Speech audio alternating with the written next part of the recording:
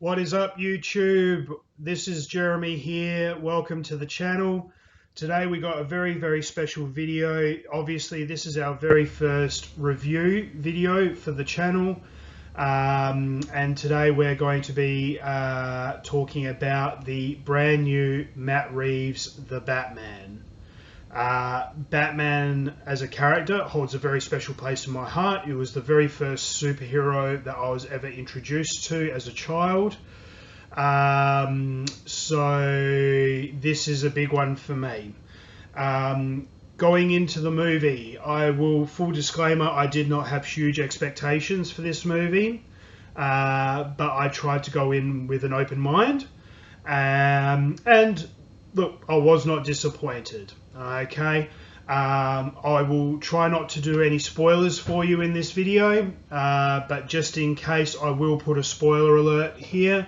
If you haven't seen the movie and you don't want to be spoiled at all, I would probably recommend that you stop the video immediately, go and see the movie, and then you can come back and watch it. So, but if you, I will try my best not to make any spoilers, but obviously I cannot guarantee it. So, you are forewarned. Okay, so as I mentioned a few moments ago, I didn't have any expectations going into this movie.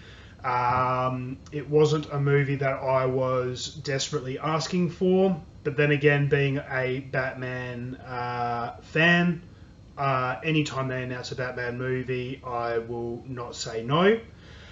Probably the biggest thing going into the movie was when they announced that Robert Pattinson was Batman. I was not a fan, and I will admit that. I don't have a lot of experience with Robert Pattinson. I haven't seen much of his stuff, but it was just the image kind of didn't rub me the right way, so to speak. But we'll go into Robert Pattinson in some more detail later on in the review. But what I wanted to do is start off with going into the movie. As I mentioned, I wasn't excited, but from the opening scene, automatically I was on board. They take you straight into it. There is no, first half of the movie is the backstory and then you proceed. No, basically from the opening scene you are in the heart of it. So that in a way is very good. It's very different from previous superhero movies, where especially when they do reboots, they always want to tell the backstory first. But in this case, there was no need to. Everyone knows who the Batman is, so they didn't waste any time going through a backstory. They just go straight into it straight away. The story is fantastic. The scriptwriter did a fantastic job. I haven't got his name in front of me, but the story is very reminiscent of, if you're not familiar, there is a Frank Miller graphic novel of Batman Year One. It's very close tied to that. Obviously, again, no spoilers. But it's very set very early in the kind of the career of Batman. He's only been around for about 2 years at this point, so he's still very green, very young, which I kind of liked. It's very gritty. He's still dealing with anger issues as a young man. So if you like graphic novels and you're into the dark gritty kind of stuff, Frank Miller's Year One, Batman Year One, is a great story, and I feel is very close knit and very tied into this particular script. So the scriptwriter did a fantastic job. Again, straight into the action straight away as soon as we start. The runtime is it's a quite long movie. If you're expecting to be in and out in 2 hours, you're going to be running over clock. It's about roughly, I think about 2.5 hours, give or take. So it's not a quick movie, it is a long movie. Maybe a little bit too long. They may have been able to cut a few things out. But that being said, because of the story and everything else, it is very, very enjoyable, so to speak. Let's move on to the casting. No, let's start with the costuming, actually. The costuming of this movie was fantastic.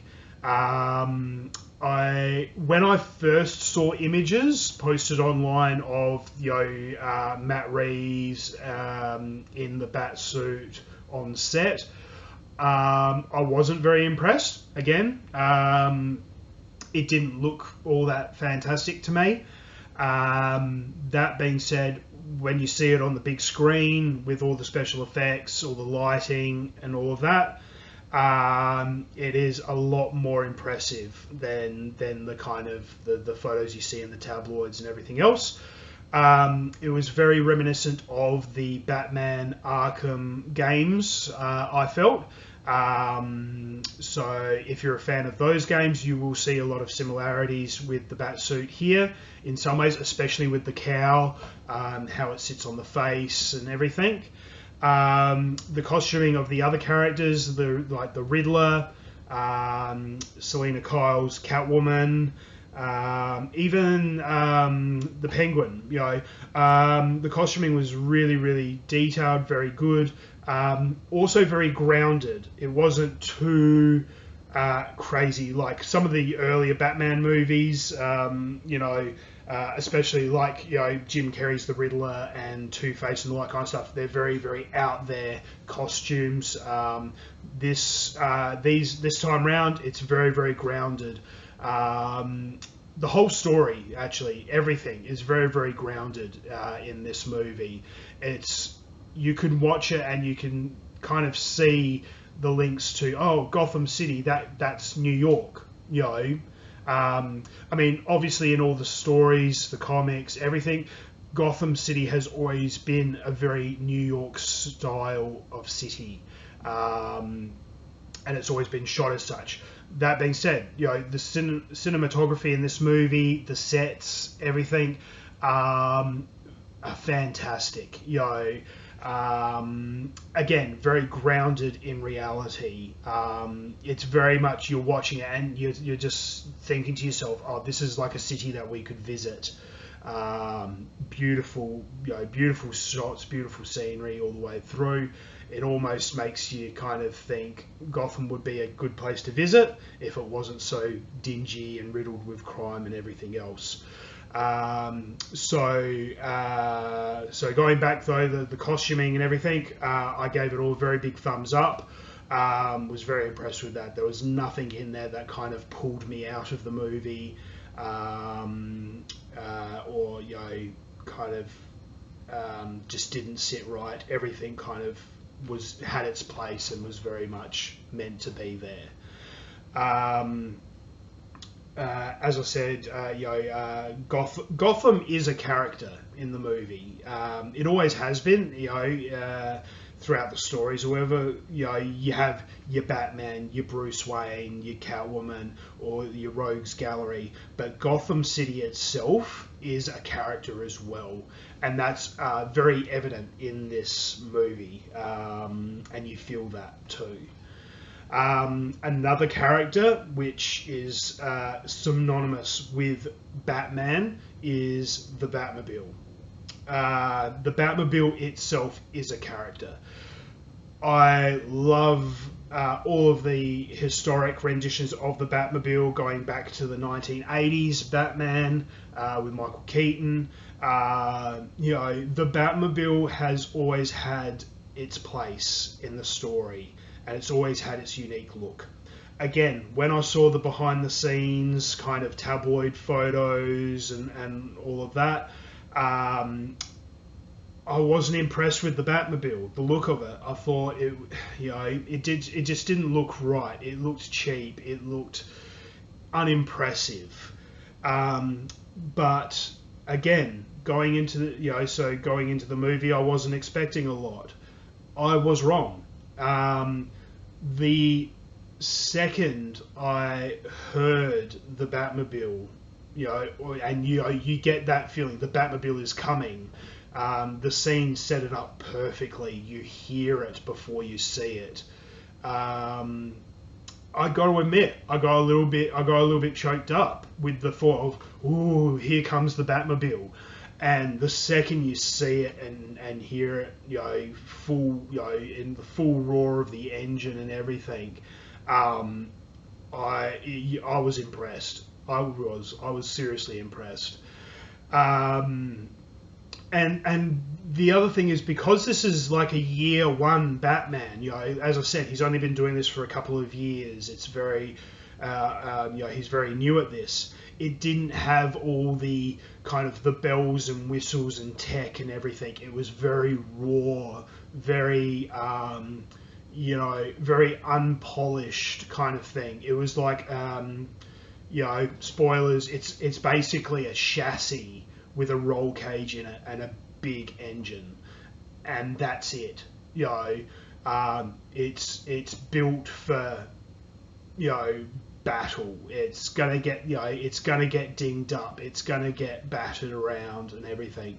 And you know what though? It did not disappoint one bit. If they do an Ultimate Collector's Series Lego of this Batmobile, I'll probably end up getting it. To be honest, I was very impressed. As I said, I got a little bit teary when it first came onto the screen. Again, spoiler alert, there is a fantastic chase scene on a freeway with the Batmobile that will not disappoint. I was over the moon. I was very, very thrilled. Okay, so moving on to the casting and the acting. We'll start with the casting. Okay, most of the cast I was very, very happy with. When they said Colin Farrell was going to be the Penguin, I thought, fantastic, this is going to be great. What they managed to do with prosthetics is incredible. You do not know that is Colin Farrell under all of that. His character, the way that he's portrayed the Penguin, is unlike anything I've seen. Going from the original Penguin with Danny DeVito, then seeing the Arkham video games and how they portrayed the Penguin, the Gotham TV series. This was something very, very different. And you know what? He didn't disappoint. His performance was incredible. I'd encourage you to make up your own kind of mind on it. There's nothing divisive about it. I just think he did a fantastic job. He had little quirks that kind of made it his own. But that being said, it wasn't over comical like the Danny DeVito one. Again, very grounded in reality as someone that you could see being alive today, but having that monocle or that identity of being the Penguin. So Colin Farrell, absolutely incredible. Paul Dano, who played the Riddler, his performance was incredible. I'm not familiar with Paul Dano and his work. I think this is the first time I've ever seen him on the big screen. His rendition of the Riddler was, again, absolutely incredible and fantastic. He took it somewhere that I did not expect. He is a madman. He is a madman. There's no two ways about it. The way that he played the Riddler and developed this character and just gave you this image of this man is insane was fantastic, absolutely fantastic. Again, you know, you may have a differing opinion, but he made the character his own. And again, it wasn't comical or anything like that, like the previous Jim Carrey. I love the original Jim Carrey Riddler. I thought that was fantastic. I did not have any problems with it. But because this is a completely different interpretation, it's, as I said, it's more grounded in reality. It fit. It hit the mark dead on. So that was just, again, another big thumbs up from me. Zoe Kravitz, who plays Selena Kyle, or Catwoman. I'm going to be completely honest. She is absolutely stunning. I've never seen her before. This is the first time I've ever, seen Zoe Kravitz, Lenny Kravitz's daughter, I believe. That she is an incredibly stunning woman. Oozes sex appeal, which is what you would expect from a Selena Kyle type character as well. And she pulled it off as a character, as an actress, and as a portrayal of a character. Again, she pulled it off. Again, because this is a kind of very early Batman movie, you know, she hasn't got the full Catwoman kind of get-up that we've come to kind of expect from other kind of previous incarnations of the character. Again, it's kind of very, you know, she's only been a thief maybe for a little while. You know, she hasn't got this whole persona of the Catwoman yet. You know, so there are small little bits that kind of allude to the character or the future character of Catwoman.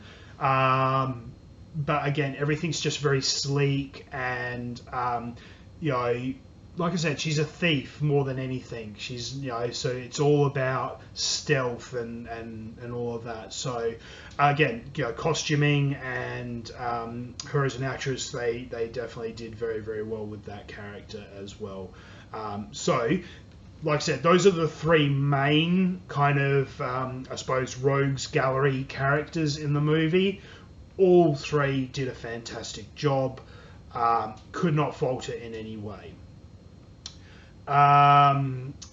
Then there's, I suppose, you know, okay, the elephant in the room, Robert Pattinson.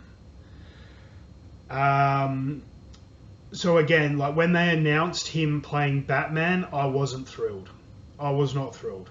I'll admit that. However, I'll also have to admit, and I'll swallow my pride on this one, he did do a very good job.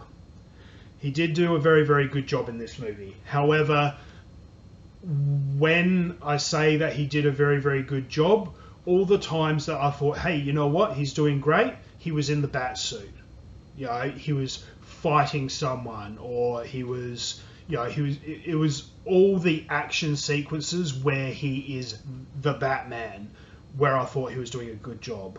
So because of that, it could have been anyone in the suit. It could have been any actor. You know, I could probably list off a dozen actors who would have done an equally as good a job in the Batsuit being Batman. But being giving credit where credit is due, he was in that role. He was the actor being paid to play that character. So when he was doing his fight scenes or what have you, he did a great job. Robert Pattinson as Bruce Wayne.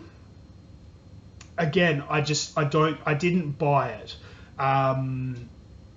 He was, now, I mean, so some people, may feel that him playing a moody kind of depressive, almost emo-y teenager in his angry phase as Bruce Wayne.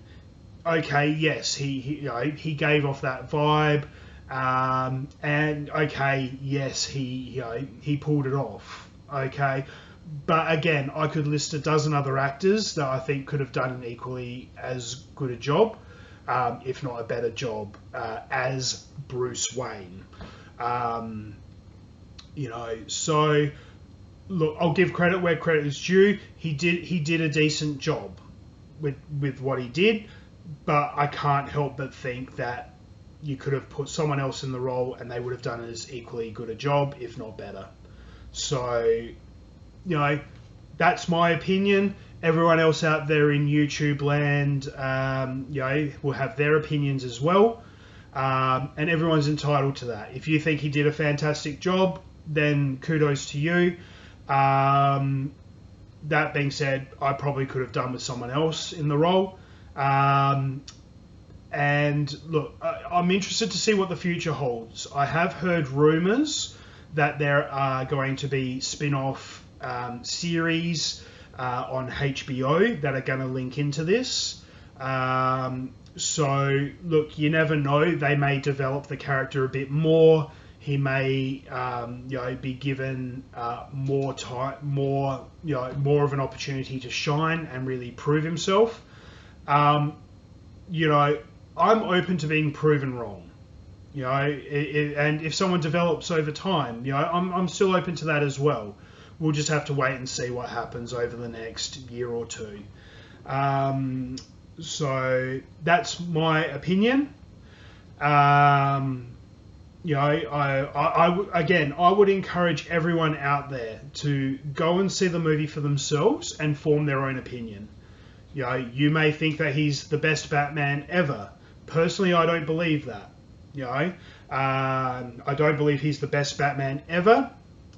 But I will admit, he did a decent job. He did do a decent job. But I think we'll just wait and see. I'm not going to go on and on about that.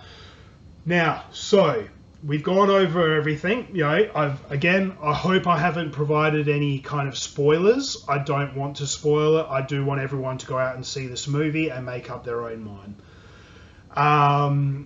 So before I finish up, I'm going to give a rating. Okay, I will give this movie an 8 out of 10. Okay, an 8 out of 10. And look, for me, that's a good score. I very rarely give a 10 out of 10 for any movie. There's always room for improvement with every movie. But I'll give this movie a solid 8 out of 10. That's because everything came together really, really well. Like I said, the story was fantastic. The costuming was brilliant. The cinematography, for the most part, the casting. Like I said, every person in the Rogues Gallery did a fantastic job. The only thing that brought it down would be, again, Robert Pattinson as Bruce Wayne. I just couldn't buy it wholeheartedly, hook, line and sinker. I just could not get 100% on board with his portrayal of Bruce Wayne. Even though he didn't do a terrible job, it wasn't the greatest. The other reason why I'd give it an 8 is the runtime. As I mentioned, it is a long movie. There are moments where you think it's coming to an end, but then there's more story. There's more scenes. It could have been whittled down a little bit more in editing, I think. Not much. Maybe just take 15 minutes out of it, just to take the edge off of the runtime. It could have been done a little bit shorter space. There are moments where I thought they were chasing their tails a little bit, or they were just rambling on a little bit. So that being said, 8 out of 10 for me. There are lots of positives, lots and lots of positives, but just a few negatives. So, take it as you will. As I said, go and see it for yourself. Make up your own mind. If you do have any kind of comments, or anything like that, you can feel free to whack them in the comments section. That being said, also, if you haven't already done so, hit the subscribe button on the YouTube channel. There's going to be lots of other reviews coming up. The Peacemaker series from HBO finished a couple of weeks ago. I haven't done a review of it yet because I only just saw the last 2 episodes just in the last 48 hours. Plus also I wanted to give a lot of people an opportunity to see it for themselves before I did a review. So, because again, I don't want to spoil anything. So we've got lots of those reviews coming up. We've got lots of unboxing videos of action figures coming up. So yeah, hit that subscribe button so you get notified of that. That being said, I'm going to wrap this video up. Have a good day, everyone. Go out and see it for yourself, and check out the Instagram as well, Jackednnerdy. Got lots of great content on there as well. So we'll catch you all soon, and get it done.